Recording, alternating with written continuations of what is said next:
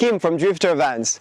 The team just finished building the custom Wanderer model for Steph and Jen, and it's a masterpiece. The van was built on a Ford Transit 148 extended body, high roof, all-wheel drive.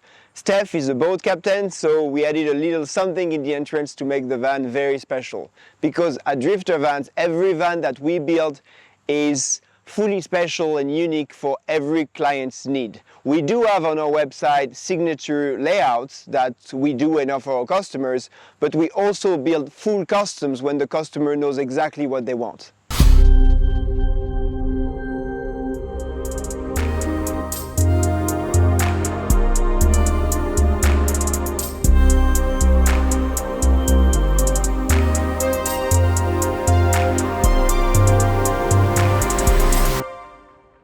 Before heading inside, let's have a look at what we have on the outside. So we have the running boards, which is a very nice option because it does make it a lot easier to get in your van.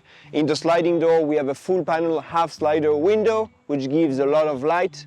And on the top, we have a Fiamma awning, manual Fiamma awning, which comes standard with all of our builds. The van also comes with our standard 350 watt of solar panels, which is not enough to recharge your batteries really, but it's really enough and really important to keep your battery leveled if you're using only DC power inside your van. So for example, to compensate the loss from your fridge that's always on, or your lights, or your toilet fan and max air fan use. Working our way to the garage, we have our standard 50 amp outdoor outlet if you need to cook outside or if you need to plug in anything outside of your van, with the outdoor city water connection if you have access to water at a campground. On the driver's side is the shore power connection, so it's either a 50 amp or 30 amp. You can recharge your van using the 50 amp plug-in pigtail using any outlet that you have available, or 30 amp if you wish to recharge your van faster, or if you have like a big air conditioning system inside your van and you need more juice. Usually 30 amp pigtails and outlets are available in campgrounds, but you will be using most of the time the 15 amp pigtails. On the driver's side, you also have the grey water tank. We started to install the grey water tanks in a different way to give you a lot more clearance between the grey water tank and the floor. As you can see, it's almost invisible. The only thing you can see is the grey water gate. Remember that this grey water gate actually opens with a button at the back of the van. It is fully electric. And in the front of the van, you have another running board to make it easy to get in the driver's seat with our beautiful logo right there. Without further ado, here is our new van.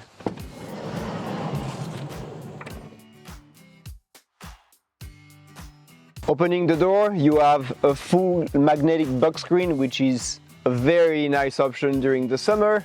In the entrance, little detail for our captain, an extra large outside table, perfect for cooking.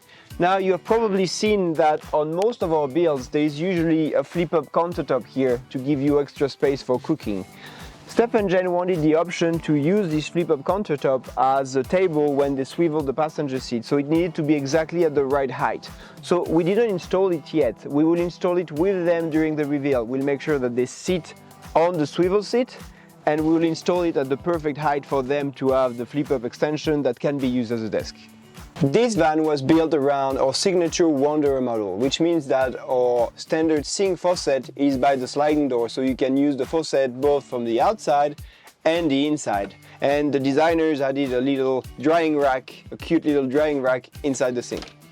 In this layout there is a lot of storage under the sink, and this time we also added a freshwater filter under the sink to make the water drinkable, and the fire extinguisher.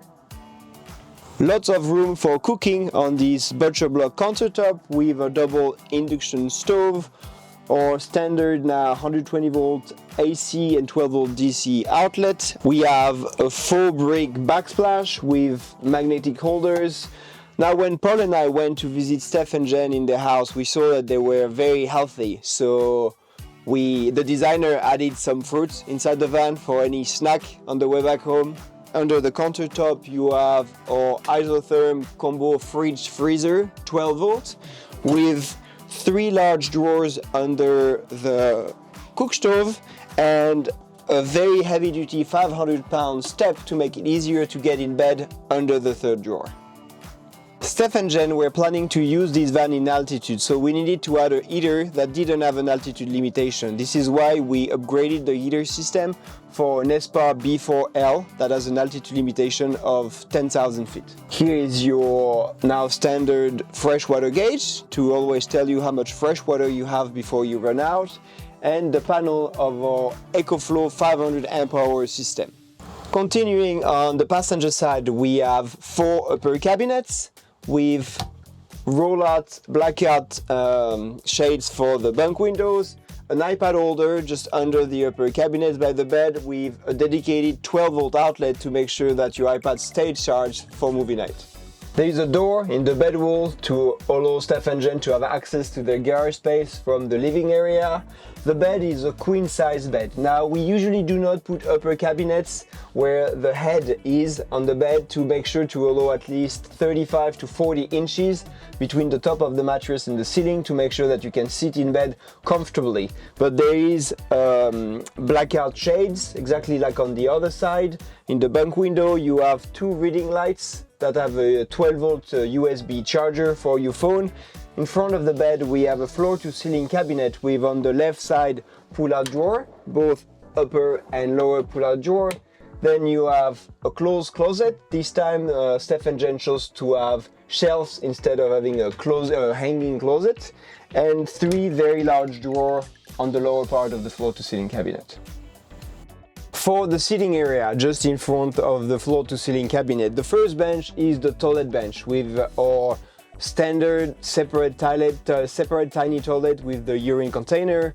This toilet doesn't smell because it is connected to a vent and with a little fan outside of the van. I know you guys have been probably wondering about this masterpiece right there. The story behind it is that when Paul and I went to see Steph and Jen in the house, they told us about their new passion for watercoloring. So I thought that it would be funny to make a little watercolor for them for their reveal. So this is a Kim original. I hope you love it. The second bench is actually an Ottoman bench, which means that you can pull out a part of the bench to use it as a leg rest, but you can also open it to use it as storage. And like on most or Wanderer model, the Lagoon table actually flips down to turn the 2 benches into a full couch. The van comes with another full panel half slider window behind the driver's side with over me 2 other upper cabinets. Behind me, Steph and Jen wanted to have a magnetic walls to be able to attach magnets and spices, so we attached a metal wall behind the bench seating area. In the front part of the van, we added a headliner shelf to add a lot of storage above the passenger and the driver's seat, and our upholsterer made 2 full custom blackout curtains that are double with a blackout material, so you can really create a blackout between the front of the van and the living space. So this is the headliner that we add above the passenger and the driver's seat to add a lot of storage space. Steph and Jen also wanted us to add a full set of insulated covers, which really helps. It goes on the windows and it really helps to keep your van either warm or cold during the summer and the winter. Now, since most of the time these covers cannot go on the metal frame around the window on magnets like they're supposed to do, because we build window boxes around the windows to make it look good, we have to customize them, cut them, put the magnets, add magnet strips so they can fit on the windows inside your van. Steph and Jen wanted a rustic look, so we added some bound wood for the ceiling, some whitewashed bound wood for the ceiling. They do not have an air conditioning system, but 2 max air fans to be able to create a nice airflow inside the van. Now for the garage, we have the magnetic bug walls, very, very useful during the summer if you wish to keep your doors open but you do not want all the bugs to get in. Our upholsterer made 2 custom curtains, same if you wish to have the door open but you don't want all the lights to come in. If you close the door, she made 2 full blackout roll-up window treatments over the window boxes. The plumbing side on the passenger side with the outdoor shower, the water panel, the gravity fill. Here is the standard shower mat that you can use with the outdoor shower and with the shower curtain by putting the strings in between the two doors. On the driver's side, Steph and Jen opted for an electric grey water valve opening, so you can actually open your grey water tank with a push of this button. Here you have an extra 120 volt outlet if you need to charge anything in your garage, access to your garage light, with the EcoFlow monitor with both the fuses and the breakers, access to your EcoFlow battery and power kit, with just above easy access to your Fiamma awning crank when you need to use the awning. The designers staged the van yesterday and the reveal is tomorrow. Now, if I'm being very honest, I do not think that this pair is gonna make it, and it would be a shame not to eat it. Our Wanderer layout is a very comfortable layout. It gives you a lot of space, a lot of storage, a lot of light, especially if you go with the extra window inside the sliding door or behind the driver's seat.